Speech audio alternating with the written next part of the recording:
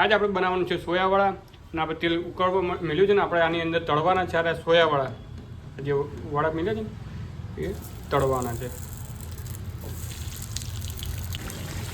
તો ગાઈસ જોઈ શકો છો ગ્રેવીનો જબરજસ્ત રંગ ઉભરાઈને આવી ગયો છે.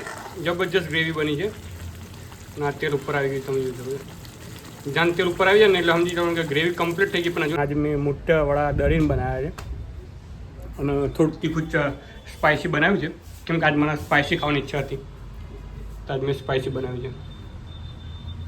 Hi guys, welcome to my new vlog. Good morning, જય શ્રી કૃષ્ણ, રાધે રાધે. અને આજે આપણા ઘેર છે ગજ્જુ, જીગુ. હાય ગાઈસ, જય શ્રી કૃષ્ણ. જય શ્રી કૃષ્ણ. તો ગાઈસ અત્યારે આસી આપણા ઘેર નથી, આસી એના પિયર ગયેલી છે ને આજે આપણે હું એકલો છું. અને જીગુને નાસ્તા માટે રોટલી વઘાડીને આવવાની છે. હું રોટલી અત્યારે બનાવવાની છું જાતે. ઘઉંનો લોટ છે અને અત્યારે લોટ માહાડી રોટલી બનાવવાની છે. અને જીગુએ છે ને એના માટે ગરમ પાણી મેલી દીધું છે. અને ગજ્જુ સવારમાં જો પડીકાનો નાસ્તો ચાલુ કરી નાખે. સેવ મમરા અને મેજિક પૂરી. તો ગાઈસ ગજ્જુએ તો અત્યારે રજા રાખી સ્કૂલ જવાની, પણ જીગુને અત્યારે સ્કૂલ જવાનું છે.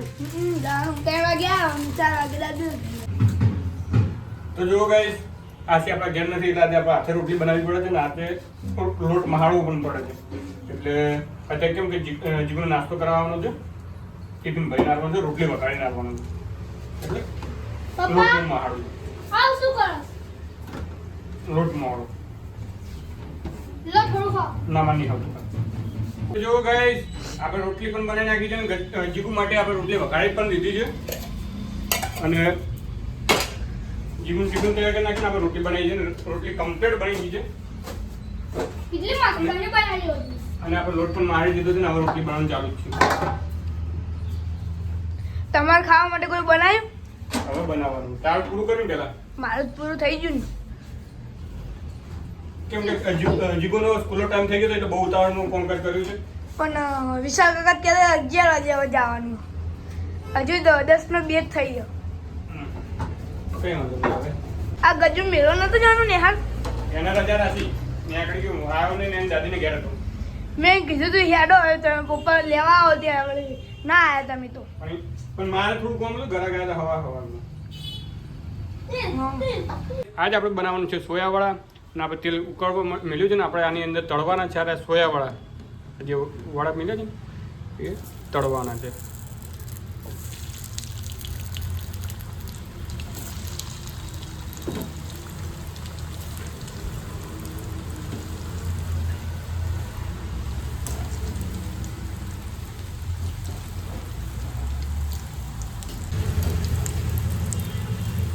તો ગાઈસ આપણે આજે સોયાવાળા બનાવવાના છે. આપણે સોયાવાળા કાપીને કતરી કરીને મીઠી દીધા છે અને મસાલો પણ આપણે દળી નાખ્યો છે. એનો અસલ રીતે મસાલો આપણે દળી નાખ્યો છે નેચરલ.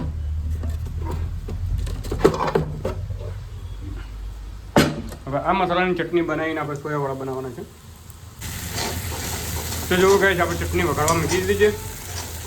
ટામેટા, ડુંગળી, મરચાં, આદુ, લસણ બધાનું પેસ્ટ બનાવીને આપણે ચટણી બનાવીએ છીએ એના માટે સ્પેશિયલ સોયાવાળા માટે. અને ગાઈસ કમેન્ટમાં લખજો તમે કોઈ દાડો સોયાવાળાનું શાક ખાધું હોય તો કમેન્ટ જરૂર કરજો. તો ગાઈસ જોઈ શકો છો ગ્રેવીનો જબરજસ્ત રંગ ઉભરાઈને આવી ગયો છે. જબરજસ્ત ગ્રેવી બની છે અને આ તેલ ઉપર આવી ગયું. તમે જોઈ શકો છો જાન તેલ ઉપર આવી જાય ને એટલે સમજી જવાનું કે ગ્રેવી કમ્પ્લીટ થઈ ગઈ. પણ હજુ આ વડા રહ્યા ને થોડા કમ્પ્લીટ પોચા થવા દે કેમ કે કડક વધારે હતા. થોડા પોચા થઈ જાય ને એટલે પછી ખાવાની મજા આવશે.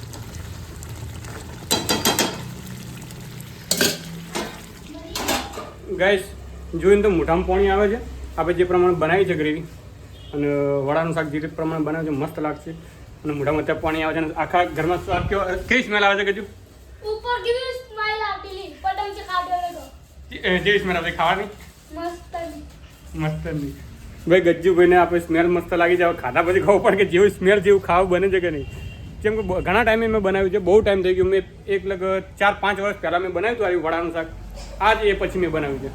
ખરેખર ઘરનું કામ કરવું સહેલું નથી. અને આજે મેં મારા હાથે બનાવ્યું છે વડાનું શાક. કમ્પ્લીટ બનીને તૈયાર થઈ ગયું છે. સ્વાદિષ્ટ સ્મેલ પણ સારી આવે છે. તમે જોઈ શકો છો એકદમ વડા તૈયાર થઈ ગયા, પોચા થઈ ગયા છે. હા એકદમ સ્મૂથ. કમ્પ્લીટ થઈ ગયું. રોટલી પણ આપણે તૈયાર થઈ ગઈ છે. હવે ગજ્જુને બોલાવીને આપણે નાસ્તો કરાવી દઈએ અને આપણે ખાઈને પછી કહીએ કે કેવું બન્યું છે. બહુ ટાઈમ 4-5 વર્ષ પછી બનાવ્યું છે મેં આવી વડાનું શાક. આજે મેં મોટા વડા દળીને બનાવ્યા છે અને થોડુંક તીખું સ્પાઇસી બનાવ્યું છે કેમ કે આજ મને સ્પાઇસી ખાવાની ઈચ્છા હતી તો આજ મેં સ્પાઇસી બનાવ્યું છે. આપણે ગજ્જુ આપણે ટેસ્ટ કરીને કહે છે ગજ્જુભાઈ અત્યારે વડાનું શાક ખાધું છે અને ગજ્જુભાઈ આપણને વડા આજે મોટા બનાવ્યા, કટિંગ કરીને બનાવ્યા છે અને કેવો ટેસ્ટ મને કહેજે ગજ્જુ ખાજી એક નંબર બન્યું છે. તો ગાઈસ આપણા શાકને અત્યારે ગજ્જુભાઈ જસ્ટ કર્યો છે કે એક નંબર બન્યો છે ને આપણે પણ પોતે ટેસ્ટ કરવા બેસીએ છીએ.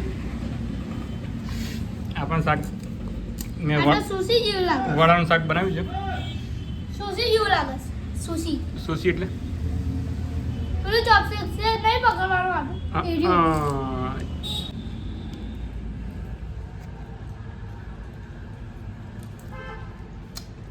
મારું બેટું એક નંબર બની મને જબરજસ્ત ખાવા બની છે. મેં ધાર્યું નતું કે આવું બનશે પણ જે ધાર્યું હતું એના કરતાં પણ સારું બન્યું, મસ્ત બન્યું. સુશી કેમ ગરમ ગરમ બતાવો? ચીનમાં જે પ્રમાણે સ્વાદિષ્ટ બનવું જોઈએ ને એ પ્રમાણે સ્પાઇસી કમ્પ્લીટ છે, મસાલો પણ કમ્પ્લીટ છે, મીઠું પણ કમ્પ્લીટ. એટલું સ્વાદિષ્ટ બન્યું છે. હું પોતે વિચાર કરું છું કે મારા હાથે આવું ખાવા બન્યું છે બોલો. અને આજ આશી જો હોત ને તો આશી વાહ કરી જાત કે આશી એમ જ કહે કે ના જબરજસ્ત બનાવ્યું છે. અત્યારે હું આશીને વિડીયો કોલ કરીને કહું છું કે જો મેં શું બનાવ્યું છે. તો ગાઈસ આપણે નહીં ધોઈને તૈયાર થઈ ગયા છીએ. હવે ગજ્જુને અને મારે એક જેવા જ કપડાં થઈ ગયા છે.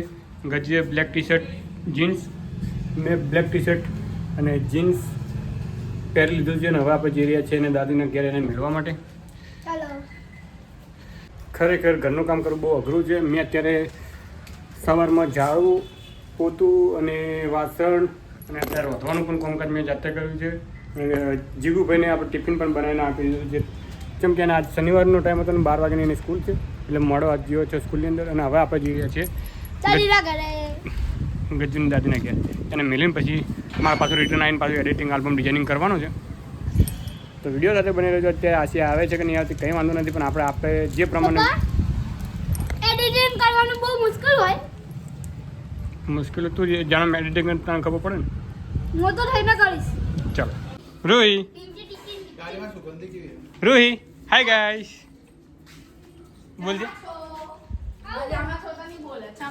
ચમાચો હાય ગાઈસ કહેજે હાય ગાઈસ. તે જોયો વિડીયો બોલવાનું નથી હે વાગ્યું પગમાં. હાય ગાઈસ તો આપણે આવી ગયા છે ઊંઝા મિત્રને ભેગા થવા માટે. મિત્ર ભાઈ અહીંયા આપણે લારી લઈને બેઠા છે. તમે જોઈ શકો છો લીલી પાપડી દેશી અને બટાકા અને એમને ખેતરની પાપડી છે. અને અમારા મિત્ર અહીંયા બેઠા હતા. ખાધું લેતે બસ નાસ્તો બાસ્તો કરીને ફૂલ કરીને બેસવાનું. ના લાગતું નથી. ના ફૂલ કરીને ખાઈને જ બેસવાનું. ખાયા વગર ધંધો કરાય મોટા ભાઈ. ના ખરેખર તો પછી ખરેખર ખૂબ મજૂરી કરે છે. અને ભણેલા કેટલા મારા ભાઈ તમે? આપણે 12 પાસ છીએ. 10 પાસ છે એમ ને? હા. તો આશી રિટર્ન આપણા ઘેર આવી ગઈ છે. સિદ્ધપુર ચોકડી ઊભી છે. મને બોલાવ્યો છે લેવા માટે. તો હું જઉં છું એને રિક્ષામાં લેવા માટે આપણી મંદાકીને લઈને. અને આપણે તાળું મારી દઈએ આપણે શટલને.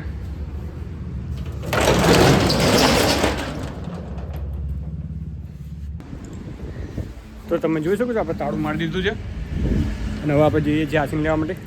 આપણી વાર જોઈને ઊભા છે ચોકડી. તો ગાઈસ આપણે આવી ગયા છીએ સિદ્ધપુર ચોકડી આગળ.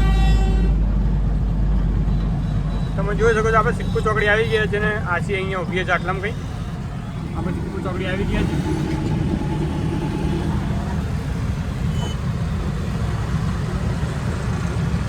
તો ગાઈસ આશી આવી ગઈ લાગે છે અને આપણે હજુ આશી અહીંયા દેખાડી નથી. આવી છે ઇકો ના આવી નથી. હજુ બીજી એક ઇકો બાકી છે. હવે એમાં જોઈએ. હું અહીંને ઊભો છું અહીંયા સિદ્ધપુર ચોકડીએ.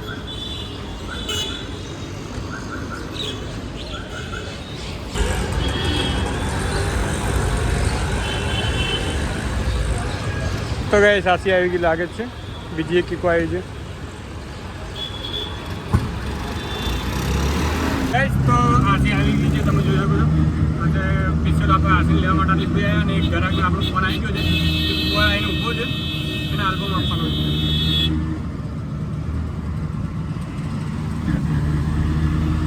હા આશીર્વાદ ફરી આવી હે મમ્મીની ઘડી થઈ આવી પિયરમાં ભેડ થઈ જાય બધું હવે તકલીફ નહીં ને મહિને 2 મહિના સુધી શાંતિ. આપણે એડિટિંગનું કામકાજ વધી ગયું છે અને આપણે અત્યારે એડિટિંગ કરતાં કંટાળી ગયા હતા અને પાછું 2 પાર્ટીનો આલ્બમ પણ આપી દીધો છે અને 1 પાર્ટીનો આલ્બમ ડિઝાઇનિંગ કરવા માટે પ્રિન્ટિંગ માટે આપીને આવ્યા છે અને એડિટિંગને કામકાજ કરતાં મોડું થઈ ગયું. રાતના 9:21 થઈ ગઈ છે. હવે આપણે ઊંઘવા જઈએ છીએ. આપણે એડિટિંગ શટડાઉન કરીને આપણે ઊંઘવા જઈએ છીએ. આજનો વિડીયો બસ આટલે જ. ફરીથી મળીશું નવો બ્લોગ સાથે. Good night.